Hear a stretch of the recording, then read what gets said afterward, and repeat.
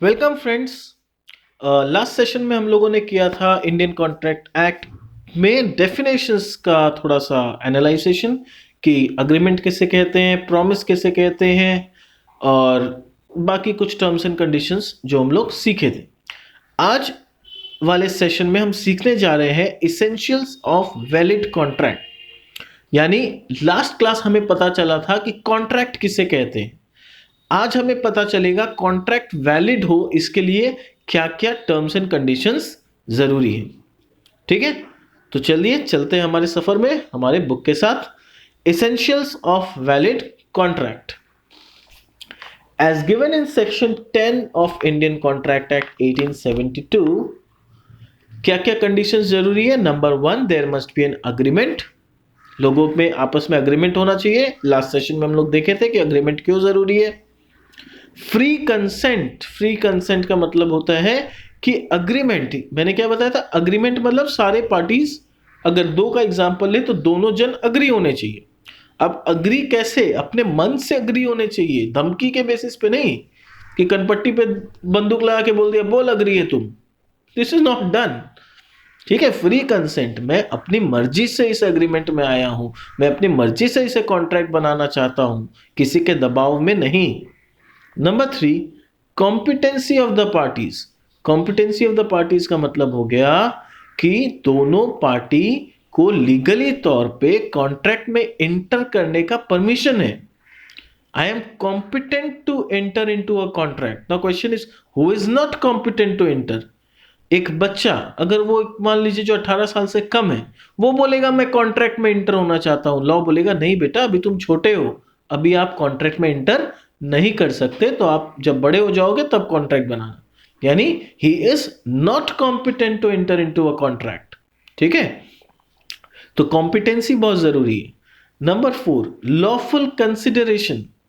Lawful consideration का मतलब है कि जो मैंने बात किया था समथिंग इन रिटर्न, कि आप मुझे कुछ प्रॉमिस कर रहे हो, मैं आपको कुछ प्रॉमिस कर रहा हूं, मैं बोल रहा हूं आप पैसा दो, ठीक है, मैं बोल रहा हूं आप सामान दो, आप बोल रहे हो पैसा लूंगा, and I am saying okay I will pay you the money. तो सामान लेना जो कंसिडरेशन था वो सामान भी लॉफुल होना चाहिए, और जो मैं पैसा दे रहा हूं that is of course has to be lawful. यानी दोनों एक दूसरा को जो प्रॉमिस कर रहे हैं या जो भी लेन देन कर रहे हैं that has to be lawful, कोई इलीगल नहीं। ठीक है, सामान अगर ड्रग्स होता तो, लास्ट टाइम मैंने क्या किया था, मैंने कहा था कि मैं दुकान में जाऊंगा और उन्हें बोलूंगा आप ये सामान मेरे घर में भिजवा देना। क्वेश्चन है सामान क्या था? अगर वो सामान कोई इलीगल सामान हुआ तो, ड्रग्स हुआ तो फिर ये कॉन्ट्रैक्ट नहीं बन पाएगा। ठीक है, तो that has to be important, lawful consideration होना चाहिए। यानी आप जो सामान दे रहे हो, मैं जो पैसा दे रहा हूं, दोनों लॉफुल होना चाहिए। Next number 5, legal object. यानी जो इंटेंशन है, जिस ऑब्जेक्टिव के साथ हम कॉन्ट्रैक्ट में एंटर किए हैं, that objective should be legal. ठीक है, and number 6, not expressly declared to be void. आपका जो अग्रीमेंट है वो कानूनी तौर पे डिक्लेयर्ड वॉइड नहीं होना चाहिए। यानी कानून ने जिसे पहले ही मना कर रखा है कि नहीं आप इस कॉन्ट्रैक्ट में एंटर नहीं कर सकते हो, जैसे गैम्बलिंग हो गया, कानून ने पहले ही गैम्बलिंग को बोला है कि नहीं इट इज नॉट अलाउड, आप नहीं कर सकते। तो फिर क्या है, अगर आप कर रहे हो तो अपने रिस्क पे कर रहे हो, कानून उसे मान्यता प्राप्त नहीं देता, मान्यता नहीं देता। ठीक है, so there are, these are the things which need to take care about. जब भी हम कॉन्ट्रैक्ट में एंटर करें तो इन सब बातों का हमें ध्यान रखना पड़ेगा। अब हम लोग आते हैं not given by section 10 but also are considered essentials. अब कुछ ऐसे बातें हैं जो सेक्शन 10 में स्पष्ट रूप से नहीं लिखा गया है पर इनडायरेक्टली दीज आर इंपॉर्टेंट। क्या क्या? 2 parties must be there, intention to create legal relationship, intention होना चाहिए कि हम लीगल रिलेशनशिप क्रिएट करना चाहते हैं। ठीक है, अगर मजाक कर रहे हैं, आप भी मजाक के मूड में हो, मैं भी मजाक के मूड में हो, बोल रहे हैं चलो कॉन्ट्रैक्ट कर लेते हैं, दिस इज नॉट कॉन्ट्रैक्ट। जब आप कॉन्ट्रैक्ट में एंटर कर रहे हो तो आप भी बहुत सीरियस हो, मैं भी बहुत सीरियस हूं, मुझे भी पता है अगर बैकआउट किया तो प्रॉब्लम, आपको भी पता है बैकआउट किया तो problem. Next, fulfilment of legal formalities. कुछ लीगल फॉर्मेलिटीज है जो हमें फुलफिल करनी होंगी। सर्टेनिटी ऑफ मीनिंग, जब हम कॉन्ट्रैक्ट में इंटर कर रहे हैं या कोई अग्रीमेंट बना रहे हैं, तो ऐसा नहीं होना चाहिए कि मैं क्या बोल रहा हूं आपको उस अग्रीमेंट का मीनिंग ही नहीं समझ में आ रहा। मैं मैं बोल रहा हूं मैं आपको ऑयल बेचूंगा, आपको पता ही नहीं है मैं कौन सा ऑयल बेचने का बात कर रहा हूं। It can be mustard oil, it can be refined oil, है ना, बहुत कुछ होता है वैरायटी में। और आपको अगर मीनिंग ही क्लियर नहीं है तो आप कॉन्ट्रैक्ट में या कोई भी अग्रीमेंट बनाओगे ही कैसे। तो इट्स वेरी इंपॉर्टेंट कि मीनिंग शुड बी क्लियर, मैं क्या बोलना चाह रहा हूं, मैं किस ऑयल का बात कर रहा हूं। ठीक है। Next, possibility of performance. और फिर अग्रीमेंट ऐसा होना चाहिए कि दोनों पार्टी के लिए पॉसिबल हो वो करना। मैं अग्रीमेंट में इंटर कर रहा हूं, मैं आपके लिए आसमान से तारे तोड़ के ला दूंगा, आप मुझे 1 लाख रुपए दे देना। Is it possible for me to go in space and bring some stars for you? No, it's not possible.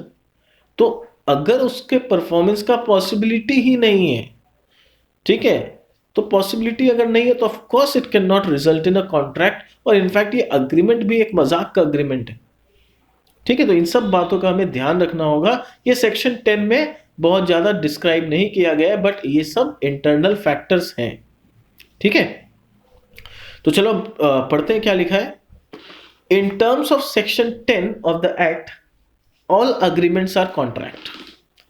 यानी सेक्शन 10 के हिसाब से all agreements are contract if they are made by the free consent of the parties competent to contract. देखो कैसे कैसे सारे point को लिखा गया है। They are made by free consent of the parties, यानी बिना किसी दबाव में आके सब लोगों ने अपनी मर्जी से, अपनी खुशी से उस कॉन्ट्रैक्ट में, उस अग्रीमेंट में अपना अपना इनपुट्स दिया है। Free consent of the parties competent to contract। competent to contract मतलब those parties were capable of entering into a contract for a lawful consideration। और जो एक दूसरा को देने लेने का बात चल रहा है, everything is completely lawful, उसमें कुछ भी illegal नहीं है। and with a lawful object, और जिस इंटेंशन के साथ इस अग्रीमेंट को बनाया जा रहा है, ये इंटेंशन भी पूरी तरह से लॉफुल है। इस इंटेंशन के मतलब इस अग्रीमेंट के पीछे कोई इलीगल इंटेंशन भी नहीं है। And not expressly declared to be void, और ये कानूनी तौर पे इसे अलावेंस है, इसे कानूनी तौर पे रद्द नहीं किया गया है इस अग्रीमेंट को, तब जाके वो कॉन्ट्रैक्ट बनेगा। तो एक ऐसा डेफिनेशन जिसमें सारे प्रॉपर्टीज शामिल हो गए। Since section 10 is not complete and exhaustive, so there are certain other sections which also contains requirements for an agreement to be enforceable। अब बता रहा है कि सेक्शन 10 जो कि essentials बताता है, ये अपने आप में पूरी तरह से complete and exhaustive नहीं है। इसीलिए कुछ और सेक्शंस भी हैं जिन्होंने अपने तरफ से भी कुछ रिक्वायरमेंट्स बताए हैं कि कब एक अग्रीमेंट कॉन्ट्रैक्ट बन सकता है।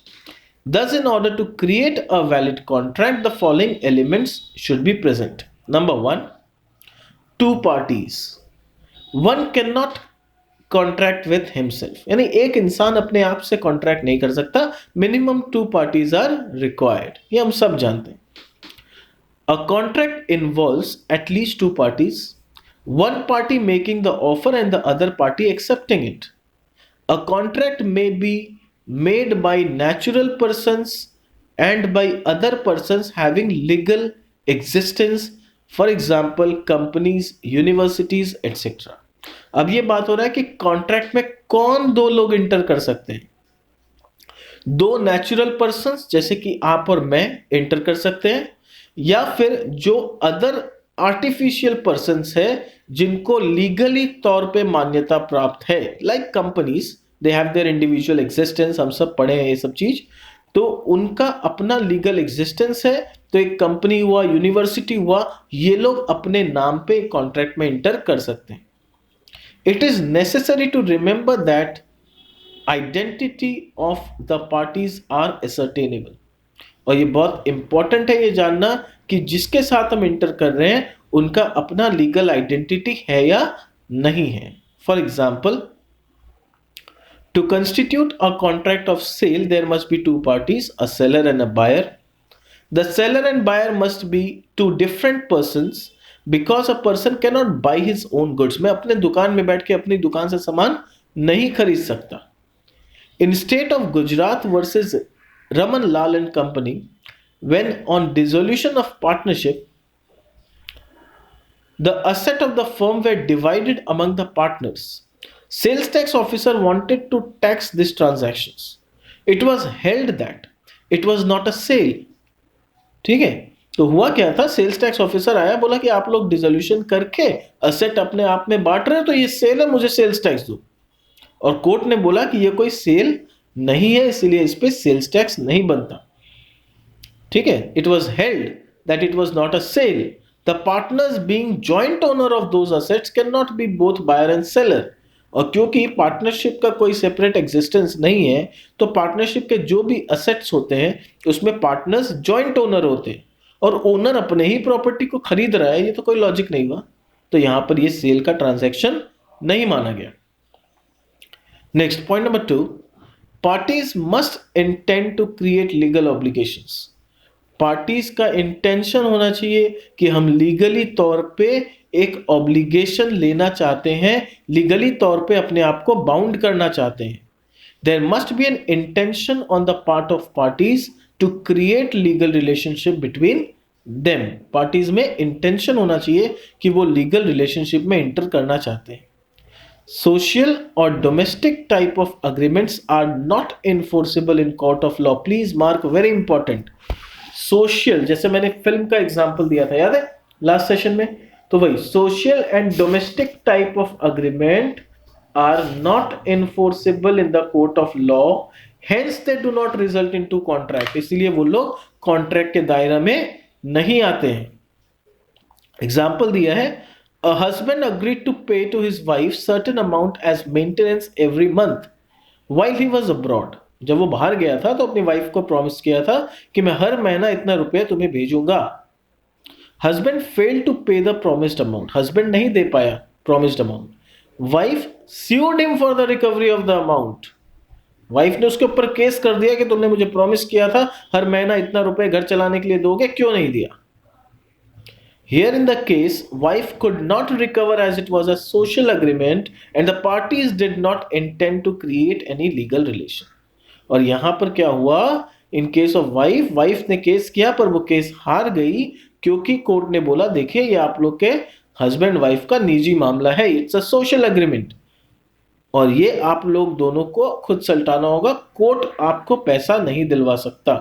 कोई क्रिएट लीगल रिलेशन आपके बीच में नहीं हुआ था. Point number 3, other formalities to be complied with in certain cases. In case of certain contracts, the contract must be in writing. यानी कुछ कुछ कॉन्ट्रैक्ट ऐसे होते हैं जिनका लिखित होना जरूरी है, अदरवाइज वो कॉन्ट्रैक्ट नहीं माने जाएंगे. देखिए नॉर्मली तौर पे क्या होता है ना, कॉन्ट्रैक्ट बनाने के लिए रिटन होना जरूरी नहीं है. ओरल कॉन्ट्रैक्ट आपस में बात करके भी हम कॉन्ट्रैक्ट में एंटर कर सकते हैं. दिक्कत सिर्फ ये होता है बात करके कॉन्ट्रैक्ट बनाने का कि फ्यूचर में अगर कोई डिस्प्यूट हो गया तो हमारे पास कोई रिटन एविडेंस नहीं होगा अपने आप को सच साबित करने का. इसलिए जनरली लोग प्रिफर करते हैं कि हम लोग रिटन कॉन्ट्रैक्ट करेंगे. अदरवाइज कानून ने ऐसा कुछ नहीं बोला है कि आपको रिटन ही करना पड़ेगा. ठीक है, पर हाँ कुछ ऐसे अलग से स्पेशल होते हैं केसेस जो कि अभी हम पढ़ रहे हैं जहां पर रिटन होना जरूरी है. The contract must be in writing. For example, contract of insurance is not valid except as a written contract. यानी कॉन्ट्रैक्ट ऑफ इंश्योरेंस अगर हम कर रहे हैं तो जब तक वो रिटन नहीं होगा तब तक वो वैलिड नहीं माना जाएगा. Further, in case of certain contracts, registration of contract under the law which is in force at the time is essential for it to be valid. For example, in case of immovable property. यानी कुछ cases ऐसे होते हैं जहां लिखित तो आपको करवाना ही है, रिटन के साथ उसका रजिस्ट्री कराना भी जरूरी है. जैसे कि कोई भी इमूवेबल प्रॉपर्टी में होता है, जब भी आप कोई बंगला, कोई फ्लैट, कोई ऐसा प्रॉपर्टी लोगे तो ये बहुत जरूरी हो जाता है कि हाथों हाथ अग्रीमेंट करके उसका रजिस्ट्री कराना. स्टैंप ड्यूटी गवर्नमेंट को मिलता है, गवर्नमेंट का कमाई है तो कंपल्सरी तो हो गई है ना. तो वही है, इसका रजिस्ट्री कराना बहुत ज़रूरी हो जाता है और तभी ये कॉन्ट्रैक्ट वैलिड माना जाता है, अदरवाइज नहीं माना जाता। Point number 4, certainty of meaning. The agreement must be certain and not वेग और इनडेफिनिट। यानी आप लोग जो अग्रीमेंट में एंटर कर रहे हो, ये अग्रीमेंट बहुत क्लीन और क्लियर होना चाहिए। अग्रीमेंट के टर्म्स एंड कंडीशंस, अग्रीमेंट का words, meaning should be absolutely clear and not vague. Example, A agrees to sell to B 100 tons of oil. A ने बी के साथ अग्रीमेंट किया कि मैं आपको 100 टन्स ऑफ ऑयल बेचूंगा। There is nothing certain in order to show what kind of oil he was talking about. पर oil तो बहुत तरह का होता है, कौन सा ऑयल का आप बात कर रहे हो, दैट इज नॉट क्लियर। तो यानी यहां पर जो अग्रीमेंट का टर्म्स एंड कंडीशंस है या मीनिंग्स है, ये क्लियर अभी तक नहीं है। Next, point number 5, possibility of performance of an agreement. The terms of agreement should be capable of performance. An agreement to do an act impossible in itself cannot be enforced. यानी कोई ऐसा agreement हुआ जहां पर उसको पूरा करना is impossible, वैसे अग्रीमेंट को कानून कभी भी इन्फोर्स नहीं करेगा, and that is not possible to be a contract. A agrees with B to discover treasure by magic. A ने बी को कहा मैं जादू से आपको सोना निकाल के दूंगा। The agreement cannot be enforced as it is not possible to be performed. Agreement enforce नहीं हो सकता, इसे contract नहीं बना सकते because it is not possible. जादू से कोई सोना या treasure नहीं निकलता। Next, according to section 10 of the Indian Contract Act 1872, the following are the essential elements of a valid contract. Number 1, offer and acceptance or an agreement.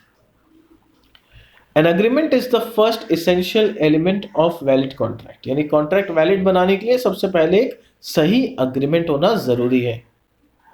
According to section 2 subsection E of the Indian Contract Act 1872, every promise and every set of promises forming consideration for each other is an agreement.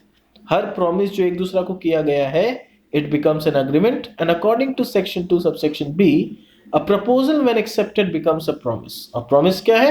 Proposal जब accept हो जाए तो उसे promise कहते हैं। An agreement is the outcome of offer and acceptance. और ये सारे offer और acceptance का outcome निकलता है agreement। ठीक है? तो यानी agreement होने के लिए सही offer, सही acceptance होना जरूरी है।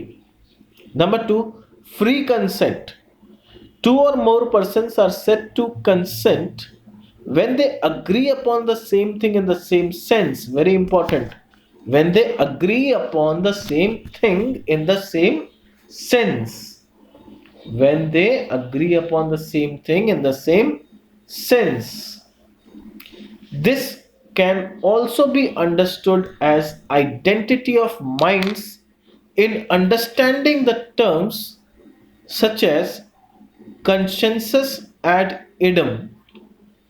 यानी जब मैं बोलता हूं कि 2 persons agree upon the same thing in the same sense, तो उसका मतलब होता है कि आइडेंटिटी ऑफ माइंड्स, यानी मैं जिस भाषा में या मैं जिस चीज को समझ के मैं जो बोलना चाह रहा हूं, आप भी उसी चीज को उसी तरीका से समझ रहे हो।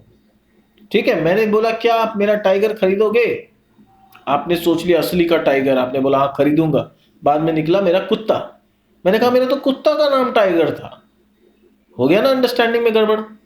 मैंने टाइगर अपने कुत्ते के लिए कहा, आपने टाइगर असली टाइगर समझ लिया। This is called not understanding the same thing in the same sense. यहां पर क्या मिसिंग था? Identity of mind. मैं कुछ और बात कर रहा था, आप कुछ और सोच रहे थे। दिस कैन बी अंडरस्टूड, पर यहां पर जरूरी क्या होता है कि there should be identity of mind in understanding the terms such as consensus ad idem. Consensus ad idem please mark करो, ये बहुत इंपॉर्टेंट है। ये सब लैटिन वर्ड्स होते हैं जिसका मीनिंग हमें पता होना चाहिए। Consensus ad idem का मतलब understanding the same thing in the same sense. Further such a consent must be free. और दूसरा चीज क्या है? मैं किसी के दबाव में आके कंसेंट नहीं दे रहा हूं। मैं जब बोल रहा हूं ओके डन, चलो मान लिया, तो जब मैंने ये कहा मान लिया, तो ये मान लिया जो है वो किसी के दबाव, तो क्या है कि मैं जब यहाँ पर हाँ बोल रहा हूं तो किसी के दबाव में आके नहीं बोल रहा हूं। माई कंसेंट इज फ्री, मैं अपनी मर्जी से।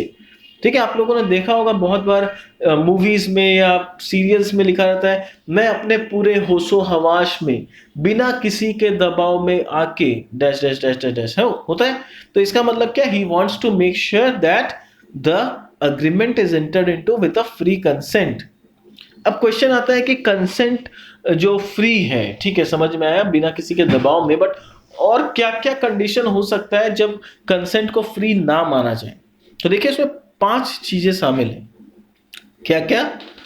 Consent would be considered as free if it is not caused by, यानी कंसेंट को फ्री माना जाएगा जब ये 5 विलन शामिल ना हो। कौन कौन है वो विलन, चलो पढ़ते हैं।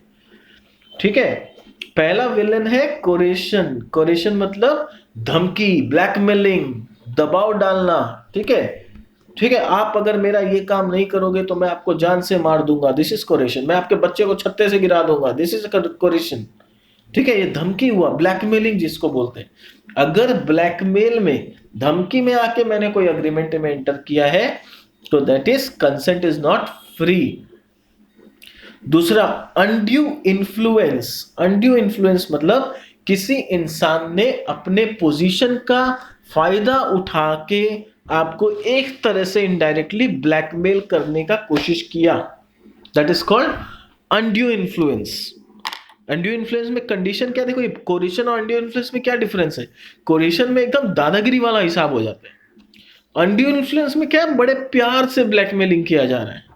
एक डॉक्टर आपको प्यार से ब्लैकमेल कर रहा है, अपनी वो बाहर खड़ी गाड़ी आप मेरे नाम कर दीजिए वरना ऑपरेशन करते समय कुछ भी गड़बड़ हो सकता है मेरे से। दैट इज अनड्यू इन्फ्लुएंस, क्योंकि आप अभी पूरा डॉक्टर के सामने सरेंडर्ड हो, आपको कुछ नहीं समझ में आ रहा है, आपको तो वही करना है जो डॉक्टर बोलेगा। Doctor is in a dominating position, तो आपको तो उनका बात मानना ही पड़ेगा। डॉक्टर बड़े प्यार से बोल रहा है कि हो सकता है ऑपरेशन करते समय मैं अपनी घड़ी आपके पेट में भूल जाऊं, राइट और रॉन्ग। तो ये क्या हुआ, एक तरह से प्यार से आपको ब्लैकमेल करना हुआ। टीचर बड़े प्यार से आपको ब्लैकमेल कर सकता है, अपनी वो बाइक मेरे नाम कर दो, हो सकता है एग्जाम में आप पास हो जाओ, नहीं तो फेल भी हो सकते हो। दिस इज व्हाट, टीचर अपने डोमिनेटिंग पोजीशन का फायदा उठा रहा है और आपको इनडायरेक्टली ब्लैकमेल कर रहा है। This is called undue influence. Number 3, fraud. अगर मैं फ्रॉड के इंटेंशन से आपके साथ कोई अग्रीमेंट कर रहा हूं, my intention behind putting an agreement is to cheat you, that is not a free consent. यानी अगर मैं फ्रॉड करके आपको उस कॉन्ट्रैक्ट में इंटर करा रहा हूं, फ्रॉड के इंटेंशन से करा रहा हूं, तो ये फ्री कंसेंट नहीं है। Number 4, miss representation. किसी भी बात को घुमा फिरा के आपको मिस रिप्रेजेंट करके मैंने बताया, ठीक है, जो चीज जैसा था वैसा नहीं बताया, घुमा के उसको ऐसा दिखाया जैसे ये आपके लिए बेनिफिशियल है, जानते हुए कि ये बेनिफिशियल नहीं है, that is called miss representation. मुझे पता है कि जो मैं बता रहा हूं वो गलत है, फिर भी मैं इसलिए बता रहा हूं ताकि आप मेरा बात मान जाए। होता है ना, सेल्समैन लोग ऐसा करते हैं, प्रोडक्ट कितना भी खराब हो, वो लोग आपको प्रोडक्ट के बारे में, ये है मेरा प्रोडक्ट, वो है, ऐसा हो जाएगा वैसा हो जाएगा, आपको बेच दिया, बेच के भाग गया, पैसा लिया और भाग गया। फिर प्रोडक्ट आप जब यूज करना चालू किए, जितना कुछ उसने बताया था वैसा कुछ भी नहीं है। तो this was what, miss representation. आपके साथ धोखा हुआ है, आपको अग्रीमेंट में इंटर कराया गया है झूठ बोल के, गलत चीज बता के, this is miss representation. And last is mistake. Mistake क्या है? मिस रिप्रेजेंटेशन था जहां मुझे सच्चाई पता थी और सच्चाई पता होते हुए मैंने आपको सच्चाई नहीं बताई, दैट इज मिस रिप्रेजेंटेशन। गलत तरीका से सच्चाई को आपके सामने रखा, आपको बहलाने का कोशिश किया। मिस्टेक में क्या है कि मेरे को भी सच्चाई पता नहीं थी, मैंने आपको बताया ये सोच के कि यही सच है, बट बाद में वो सच नहीं निकला। यानी आई am not completely at fault, मुझे भी ठीक से सच्चाई पता नहीं थी, तो ये मेरे से मिस्टेक हुआ। ठीक है, डिफरेंस मिसरिप्रेजेंटेशन और मिस्टेक में। When consent to an agreement is caused by coercion, undue influence, fraud और misrepresentation, देखिए 5 विलन है, उसमें 4 विलन ऐसे हैं जहां मैंने इंटेंशनली आपके साथ कुछ धोखा किया। ठीक है, 4 विलन ने इंटेंशनली आपके साथ धोखा किया। 5वां वाला थोड़ा सा शरीफ विलन था। धोखा हुआ बट मैंने इंटेंशनली नहीं किया, इट वॉज अ मिस्टेक। समझ में? 5 जन है, 5 में 4 जो है जो इंटेंशनली गड़बड़ कर रहे हैं, 5वां जो है जिसने बाय मिस्टेक गड़बड़ की। When consent to an agreement is caused by coercion, undue influence, fraud, and misrepresentation, the agreement is a contract voidable at the option of the party whose consent was so caused. तो अगर ये 4 intentional गलती के वजह से आपको contract में नुकसान हुआ और आपने कोर्ट में जाके ये साबित कर दिया कि मेरे साथ ये चारों में से कोई भी एक हुआ था जिसके वजह से मैं कॉन्ट्रैक्ट में इंटर किया था, मेरा मन नहीं था, जब ऐसा होगा तो कोर्ट क्या बोलेगा? The agreement is a voidable contract, the agreement is ये थोड़ा सेंटेंस में गड़बड़ लिखा हुआ है, द अग्रीमेंट बिकम्स वॉइडेबल। ठीक है, द अग्रीमेंट बिकम्स वॉइडेबल होगा, इज अ कॉन्ट्रैक्ट वॉइडेबल नहीं, द अग्रीमेंट बिकम्स वॉइडेबल। ठीक है, उसको चेंज कर लो बुक में। The agreement becomes voidable at the option of the party whose consent was so caused, यानी जिसके साथ धोखा हुआ था उसने अपना व्यू पॉइंट साबित कर दिया कोर्ट में। अब कोर्ट उसको बोलेगा मैंने मान लिया कि आपके साथ धोखा हुआ, अब बताइए कि आप क्या चाहते हो। और जिसने धोखा किया कोर्ट उसको बोलेगा आपने धोखा किया, ना यू कीप शट, आपको जो करना था आपने कर लिया, अब आपका कुछ नहीं सुना जाएगा, आप चुपचाप खड़े रहिए। और जिसके साथ धोखा हुआ उसको बोलेगा अब आप बताइए आप क्या चाहते हैं, ये कॉन्ट्रैक्ट को आप एग्जिस्ट कराना चाहते हैं या कॉन्ट्रैक्ट से बैकआउट होना चाहते हैं। अगर वो बोलेगा कि नहीं भैया मुझे तो कॉन्ट्रैक्ट से बैकआउट होना है, तो बोलेगा फाइन ठीक है आप बैकआउट हो जाइए। ठीक है, और अगर बोलेगा कि नहीं मुझे कॉन्ट्रैक्ट में रहना है तो कोर्ट बोलेगा ठीक है आपकी जैसी मर्जी। जैसे एक एग्जांपल से समझाते हैं, When a consent is vitiated by mistake, the contract becomes void. और जब मिस्टेक होता है तो ये void हो जाता है, यानी कॉन्ट्रैक्ट खारिज हो जाता है, ना इसका सुनेंगे ना उसका सुनेंगे, भैया कैंसिल करो ये कॉन्ट्रैक्ट, नहीं माना जाएगा, खारिज। ठीक है, वॉइडेबल का एग्जांपल लेते हैं। मिस्टर ए ने बी को बंदूक दिखा के उनके 40 लाख का प्रॉपर्टी को हिस्सा 20 लाख में खरीद लिया। क्या किया? ए ने मिस्टर बी को बंदूक दिखाया, उनका 40 लाख का प्रॉपर्टी 20 लाख में खरीद लिया। बी ने कोर्ट में साबित कर दिया कि ए ने उसके साथ इस तरीका से धोखा किया था। कोर्ट ने बी को पूछा कि अब आपको क्या चाहिए बताइए। अगर आपका प्रॉपर्टी 40 लाख का है, आपको 20 लाख मिला है, तो आपके पास 2 ऑप्शन है, या तो आप 20 लाख रुपया और क्लेम करिए मिस्टर ए से और प्रॉपर्टी बेच दीजिए, या फिर आप 20 लाख रुपए ए को लौटा दीजिए और अपना प्रॉपर्टी वापस ले लीजिए। अब ये पूरा का पूरा किसके पास में है गेम? मिस्टर बी के पास है कि मिस्टर बी क्या चाहता है, वो 20 लाख और चाहता है ए से, या फिर वो बोलता है कि नहीं मुझे बेचना नहीं है, 20 लाख रुपए ले लो, मेरा प्रॉपर्टी मेरे को वापस कर दो। ये दोनों ही ऑप्शन मिस्टर बी के पास रहेगा, ए कुछ नहीं कर सकता। This is called voidable at the option of one party, यानी पूरा का पूरा मिस्टर बी का बात सुना जाएगा, ए का बात नहीं सुना जाएगा। ठीक है, यहां पर क्या एग्जांपल दिया देखते हैं। A threatened to shoot B if he does not lend him 2000 and B agrees to it. Here the agreement is entered into under coercion and hence voidable at the option of B. Very clear. A ने B को धमकी दिया और बोला 2000 रुपए दो, B ने अगर ये साबित कर दिया तो ये voidable हो गया। Students may note the terms coercion, undue influence, fraud, misrepresentation, mistake are explained in the coming units. तो बोला कि ये सब के बारे में डिटेल में और ज़्यादा कमिंग यूनिट्स में एक्सप्लेन किया जाएगा। वैसे मैंने आप लोगों को पहले ही बता दिया कि क्या चीज क्या होता है, मैंने एक्सप्लेन कर दिया है, कमिंग यूनिट में दोबारा एक बार सीख लेंगे। Next is capacity of the party. Capacity of the party का मतलब क्या हुआ? Capacity to contract means legal ability of a person to enter into a valid contract. Capability यानी लीगल एबिलिटी, एक होता है कैपेबिलिटी यानी फिजिकल कैपेबिलिटी कि मैं ऐसा कर सकता हूं कि नहीं, यहां फिजिकल कैपेसिटी का बात नहीं हो रहा है, यहां लीगल एबिलिटी का बात हो रहा है। कानूनी तौर पे आप ऐसा कर सकते हो कि नहीं। फिजिकली तो आपको एक कॉन्ट्रैक्ट में सिग्नेचर करना, आप कर ही सकते हो, क्या बात है। कानूनी तौर पे आप में वो एबिलिटी, लीगल एबिलिटी है कि नहीं। Section 11 of the Indian contract act specifies that every person is competent to contract. Section 11 बोलता है हर इंसान कॉन्ट्रैक्ट में इंटर हो सकता है एक्सेप्ट दिस, या फिर एक्सेप्ट दिस नहीं बोल रहा, कौन कौन इंटर हो सकता है, तो चलो देखते हैं। Is a maze of majority according to the law to which he subject, यानी उस इंसान ने मेजॉरिटी अटेन कर लिया। मेजॉरिटी मतलब a person is above 18 years of age, तब वो कॉन्ट्रैक्ट में एंटर कर सकता है।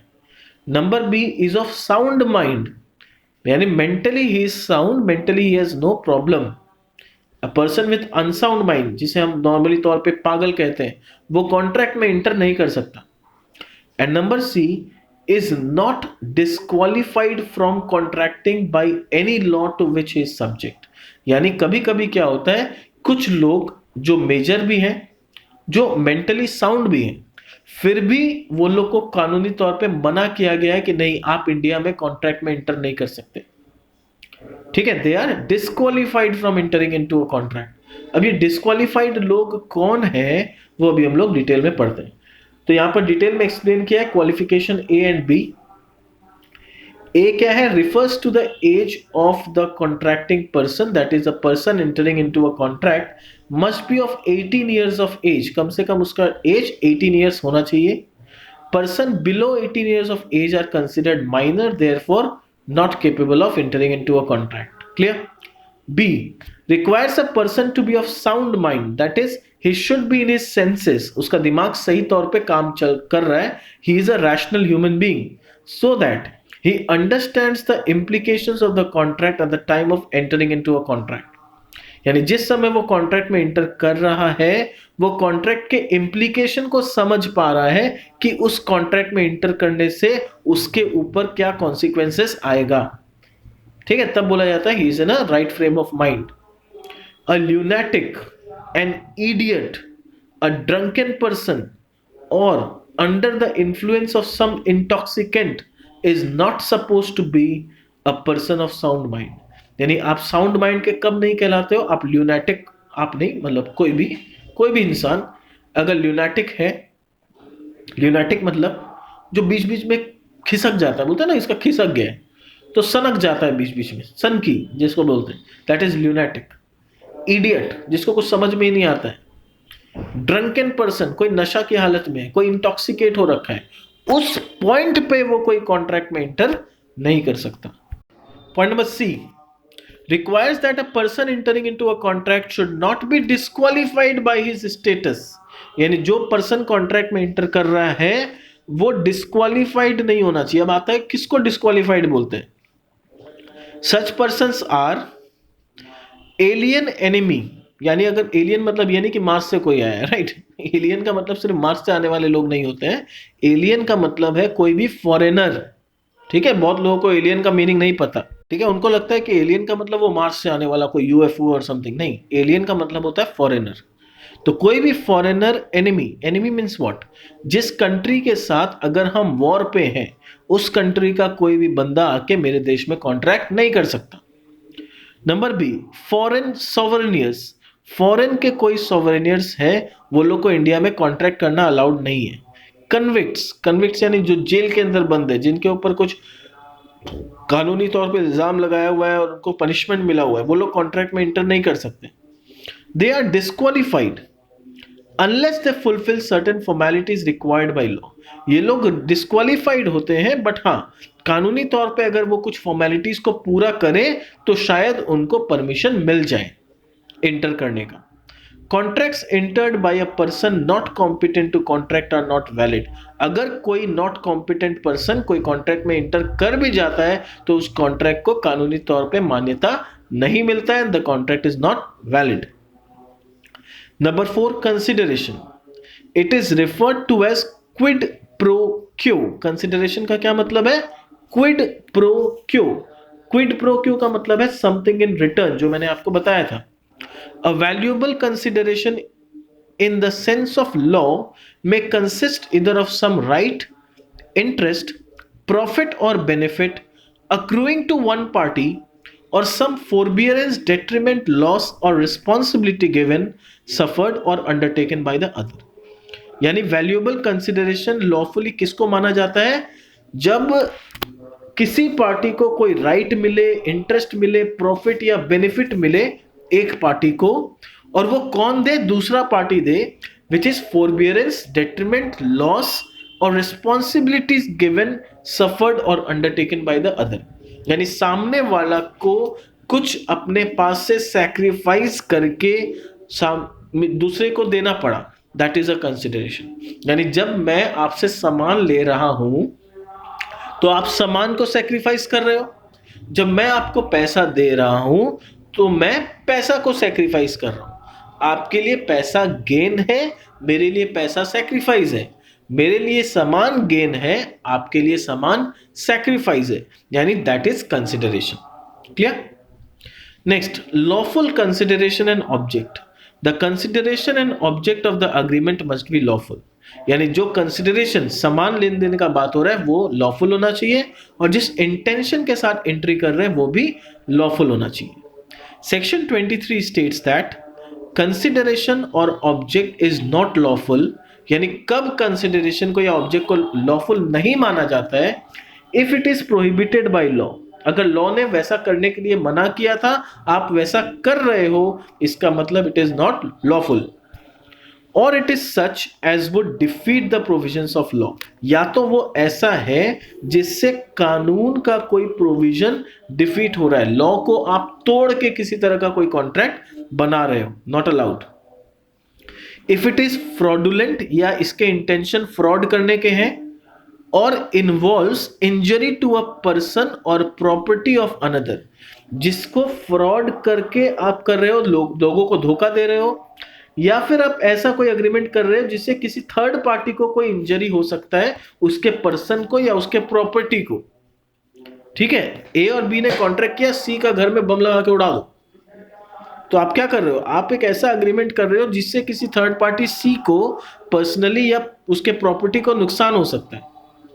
ठीक है, ये नहीं माना जाएगा। इट इज इमोरल और अपोज टू पब्लिक पॉलिसी। या फिर ऐसा कोई कॉन्ट्रैक्ट जो कि इमोरल हो, हमारे सोसाइटी में जिसे मॉरल ना माना जाता हो, and which is oppose to public policy, जो पब्लिक पॉलिसी के अगेंस्ट में हो। क्लियर? एग्जाम्पल दिया है, A promises to drop prosecution instituted against B of robbery if B promises to restore the value of the things taken, the agreement is void as the object is not lawful। B ने A के घर से कुछ सामान चुरा लिया, A ने case किया था B के ऊपर, और अब A B को बोल रहा है कि अगर तुम मेरा सामान लौटा दो तो मैं केस उठा लूंगा। नहीं, आप केस उठा तो लोगे, पर ये एक क्रिमिनल बात है, ये एक अनलॉफुल काम किया है B ने। B को सजा मिलना ही चाहिए। आप सामान वापस लेके अगर केस उठा लोगे, इससे मतलब ये थोड़ी हुआ कि बी दूसरे घर में चोरी नहीं करेगा।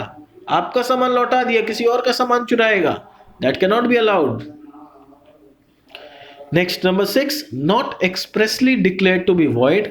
The agreement entered into must not be which the law declares to be either illegal or void। Agreement ऐसा नहीं होना चाहिए जिसे लॉ कानूनी तौर पे या तो इलीगल कहे या तो वॉइड कहे। The illegal agreement is an agreement expressly or impliedly prohibited by law। A void agreement is one without any legal effects। अब देखो, ये बहुत इंपॉर्टेंट है समझना कि इलीगल क्या होता है और वॉइड क्या होता है। इलीगल अग्रीमेंट ऐसा है जिसे कानून ने कहा है कि आप नहीं कर सकते, अगर आप करोगे तो I will punish you, that is illegal. Void क्या है? वॉइड ये है कि आपने अग्रीमेंट कर लिया, फाइन, आप लोग आपस में जो करना है करो, I am not going to support this.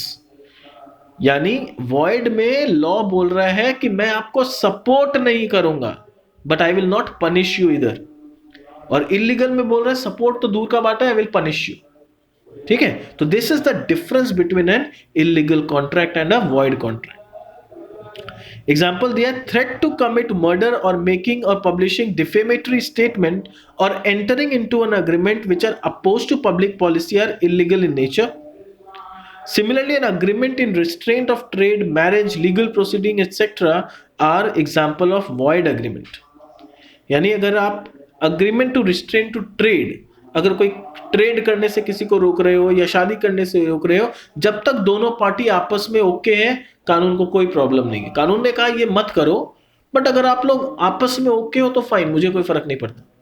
पर इलीगल ऐसा है कि अगर आप लोग आपस में करते हो तो आई विल पनिश यू। ठीक है, तो आज का सेशन यहीं तक रखते हैं। नेक्स्ट सेशन में when we will come, we will continue with types of contract. Thank you.